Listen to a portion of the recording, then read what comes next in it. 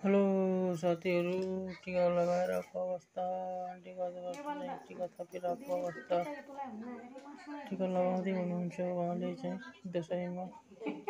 हामीले टिका लगाउँदै रमाइलो गरिरहेको छौँ। उहाँले अब दक्षिणा दिनुहुन्छ। अब चाहिँ पालो बुढीको। उनले टिका थप्दैछिन्, हेर्नु होला। उहाँले दक्षिणा दिँदैछ, जमरा कानमा लगाउँदै हुनुहुन्छ।